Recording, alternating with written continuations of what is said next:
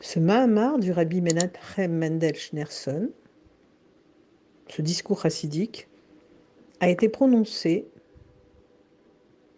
le 12 Tammuz 1986 en l'honneur de la libération de prison de son beau-père qui avait eu lieu le 12 Tammuz 1927, libération des prisons soviétiques, et qu'on considère comme une libération des sources de la chassidoute.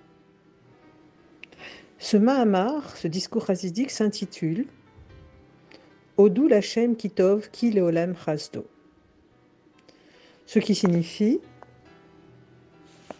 louer Dieu car il est bon et sa bonté est éternelle. Cette phrase provient en fait d'un psaume de David, le psaume 107. C'est la première phrase de ce Tehillim. Et il concerne les personnes qui se trouvent dans l'une des 4 situations de détresse que nous allons énumérer. Et voici ces 4 situations où l'homme a traversé un danger et doit remercier Dieu quand il est sauvé. Alors d'abord, celui qui était en prison et a été libéré. Première situation. Deuxième situation, celui qui était perdu dans le désert a pu atteindre un lieu habité et être sauvé. Troisième situation, celui qui a traversé la mer est arrivé à bon port sain et sauf. Et quatrième situation, celui qui a été gravement malade a frôlé la mort et a guéri. Dans ces 4 cas, on se doit de louer Dieu, en signe de gratitude, remercier en public Hachem pour sa bonté en faisant ce qu'on appelle Birkat Hagomel, une bénédiction de reconnaissance, faite à la synagogue, et qui est en général suivie d'une Seudat Toda, c'est-à-dire d'un repas de reconnaissance. Il faut signaler qu'à l'époque du Temple, on offrait carrément un Korban Toda, un sacrifice de reconnaissance, que le Kohen sacrifiait sur l'autel. Le Rabbi Rayatz, c'est-à-dire le 6e rabbi, le beau-père du Rabbi Menachem Mendel, à sa sortie de prison en 1927, a prononcé le même genre de Mahamar après sa Birkat Hagomel, le Shabbat qui a suivi sa libération. Et il explique que si Dieu a mis ce juif dans cette situation de danger, d'épreuve, c'est pour que, en descendant dans cette épreuve, il arrive ensuite à atteindre un niveau plus élevé en remontant qu'avant la chute. Le remerciement pour le miracle inclut en fait le moment négatif qui en fait est bien, ce moment négatif est bien du bien caché puisqu'il a permis d'accéder à une plus haute élévation. On devra donc dire « Je te remercie, Hachem, car tu m'as réprimandé ». C'est d'ailleurs ce que nous dirons au temps futur, au temps de la délivrance complète. Pourquoi ? Parce que le juif reconnaît que grâce à cette descente, ça lui a permis d'atteindre une plus haute élévation. C'est pour cela qu'on doit remercier en mentionnant justement la situation malencontreuse. On remercie aussi pour cela. Il faut comprendre, en fait, en quoi consistent les 4 éléments dans le service spirituel. La personne qui est malade sur le plan spirituel est malade quand sa tête n'est pas reliée au reste du corps. Le prisonnier l'est du fait que son yetzer, son mauvais penchant, se nourrit au détriment du bien.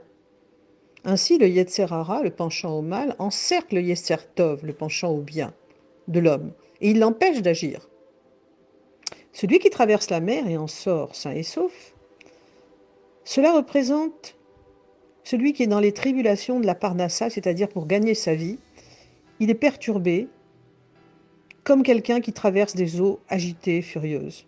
qui le ballotte de droite et de gauche et l'empêche de servir Dieu dans la joie. Celui qui traverse le désert et en revient vivant, sain et sauf, c'est celui qui est livré à l'attrait du monde matériel. Sa vie spirituelle est un vrai désert. Pour comprendre les 4 types de chutes, il faut savoir que l'homme sera confronté à 4 types de pièges dans sa vie.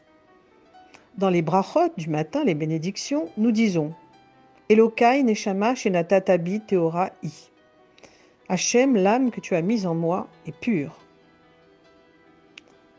Teora, pure, signifie qu'elle est de la pure lumière, cette âme.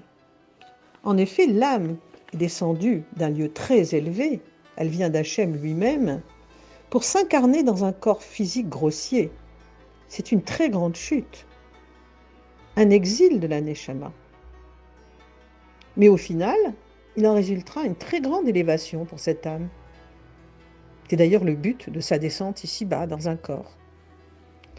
En sortant de ses limites, l'homme peut faire Messirut Nefesh, c'est-à-dire don de soi.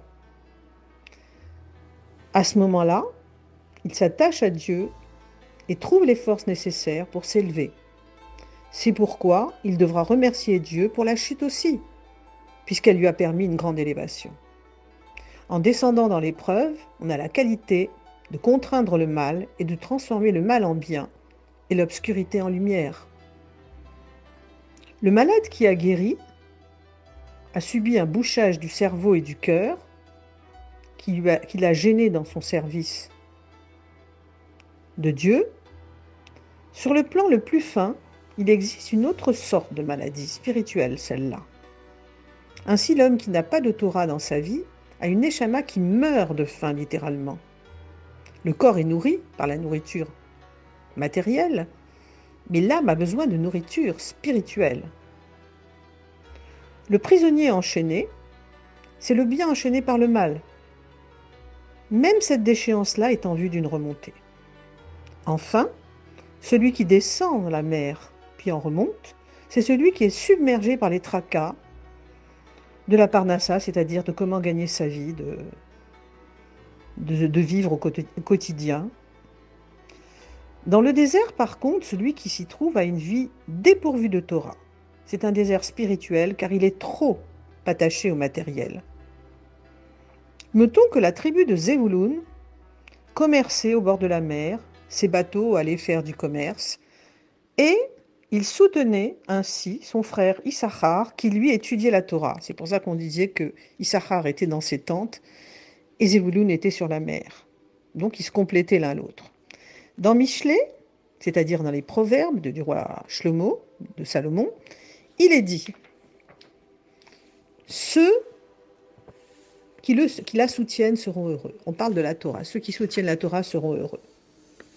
En effet, une bonne part est réservée à ceux qui soutiennent la Torah en soutenant les érudits, en donnant de l'argent pour les yeshivot, pour les endroits de Torah, parce que c'est la Torah qui tient le monde.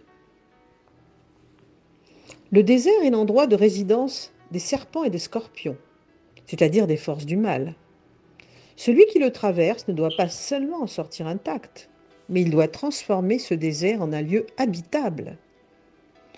Dans le Likutei Torah, Parshat Rukat, on mentionne le serpent de cuivre que Hachem a fait fabriquer par Moshe Rabbeinu, Moïse notre maître, pour guérir ceux qui étaient mordus par un serpent. Ainsi, on est remonté à la source du serpent primordial, celui qui a fait faire la faute à Adam et Chava, la faute de l'arbre du bien et du mal. C'est pour cela qu'on avait placé le serpent d'airain au bout d'une pique, le remontant à sa racine, ce qui provoquait le miracle de la guérison. En effet, Nisayon, en hébreu, Nisayon veut dire épreuve, a la même étymologie que Nes, qui veut dire miracle. Ainsi, la personne sera guérie de la morsure et se trouvera à un niveau plus élevé qu'avant la chute. Les 4 situations dont nous avons parlé précédemment symbolisent aussi les 4 exils du peuple juif. Il y a l'exil d'Égypte, l'exil de Babylone, l'exil de Perse au temps de Mardochée et Esther, et l'exil de Rome, qui est le dernier. Le but de l'homme, ici-bas, est de se servir de l'expérience de l'exil pour servir Dieu et transformer le mal en bien.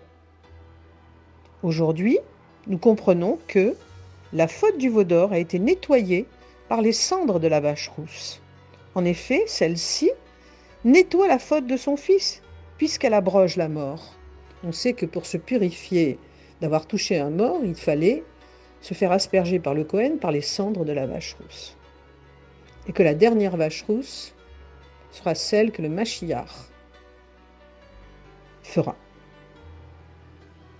Les 4 exils qu'on retrouve en allusion dans les 4 coupes de vin de Pessah, il y a 4 coupes de vin qui correspondent aux 4 exils, permettent de révéler les 4 lettres du nom d'Hachem, Yud, Ke, Vav, Ke. C'est pour ça que l'on dit Odul Hachem Kitov. Par la descente dans les 4 épreuves, on arrive ainsi à la plus haute élévation et à la révélation des 4 lettres du nom béni d'Hachem. Et nous nous identifions à ces 4 types de personnes qui ont été sauvées et qui remercient Dieu. C'est ce qu'on dira dans le monde futur. Nous dirons « Je te remercie, Dieu, car tu nous as réprimandés ». Par la teshuva, c'est-à-dire le retour à Dieu, on arrive très vite à changer de direction, à perdre ses mauvaises habitudes. Le rabbi dit « Une teshuva, oui, mais dans la joie ». Ceci par l'étude de la Torah, qui ouvre le cœur et l'esprit et réjouit l'âme. L'étude doit faire fleurir le désert. Elle doit transformer notre vie en un jour éternel de Shabbat. Ainsi, on ira du 12 Tammuz, libération des sources de la Chassidoute, vers la Géoula, la délivrance complète, où une grande assemblée reviendra là-bas avec Techiyat Ametim, c'est-à-dire avec la résurrection des morts. Et que ce soit bientôt et de nos jours, concrètement. Amen.